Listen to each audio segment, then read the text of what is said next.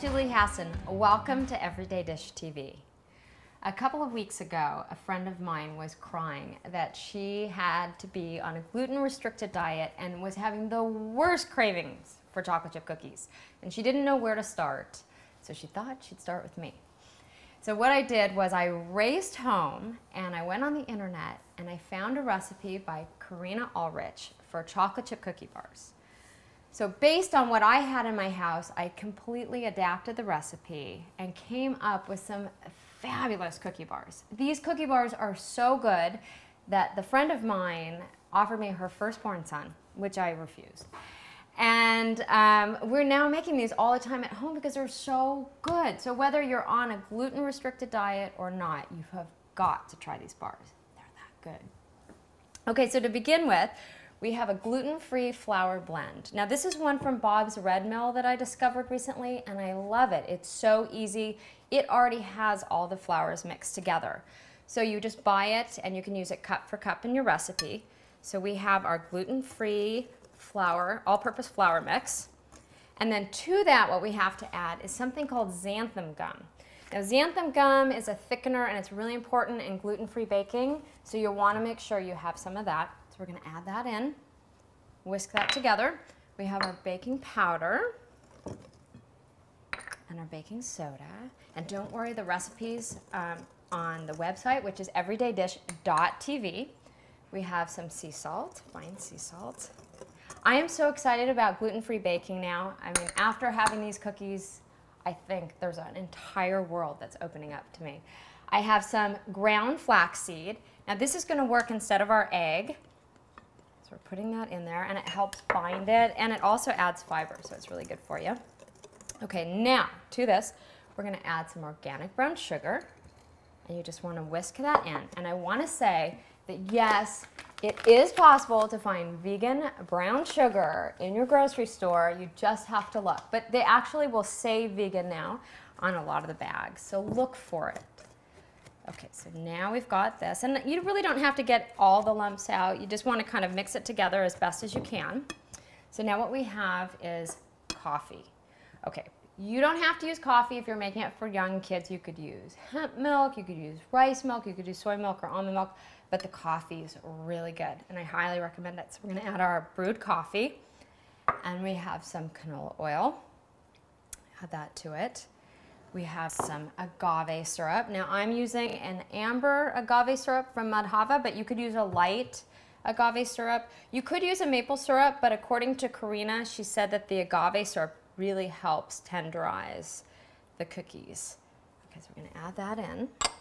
And then, okay, for the last ingredient, or second to last ingredient, I want you to go to your cabinets and I want you to pull out your imitation vanilla and I want you to throw it away because the stuff is crap.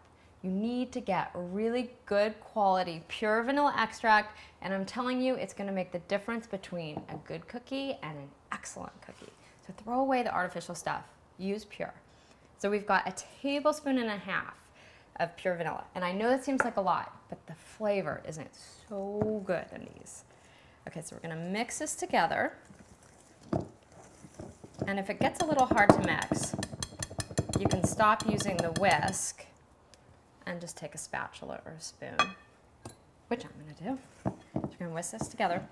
And then if you find that it's just too thick and you need it to be a little thinner, you need to smooth it out a little bit, you can add a little, like a tablespoon at a time, more liquid in, whether you're using non-dairy milk or you're using the coffee. I'm going to add just a little bit more. You want it to be the consistency of a thick cookie batter. And there's probably, you know, it depends on, you know, what the weather is sometimes and how much liquid you have to add. So we have our cookie batter, and it doesn't even take much stirring. Oh, this is so good. I can't wait to eat it. Okay, so we have our batter. To this, we're going to add vegan, dairy-free chocolate chips. They're semi-sweet chocolate chips, and oftentimes some of the brands or a lot of the brands are vegan. You just have to check to make sure that there's no dairy in them. And, or, you know, it could be, you know, milk products. It's weird. You just have to really read the ingredients to make sure that there's nothing in there. And you just stir those in like that.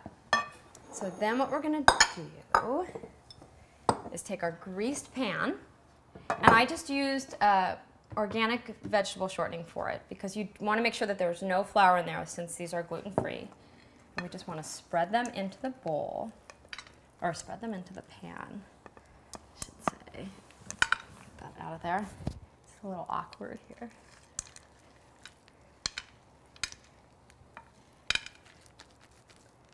And see, if you leave a lot of batter in there, you can lick the bowl, which is great.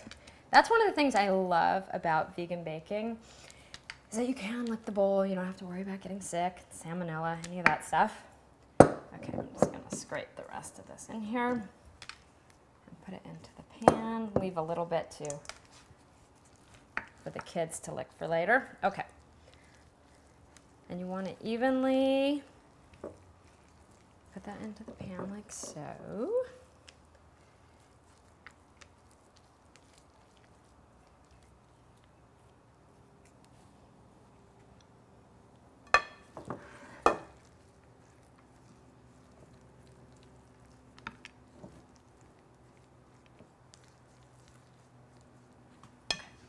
Look at that.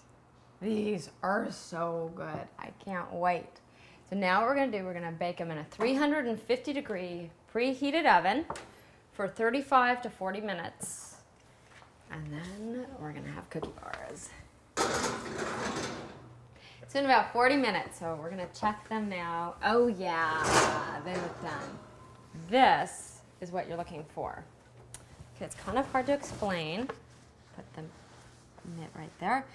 But when you press on them, they're still going to be a little soft.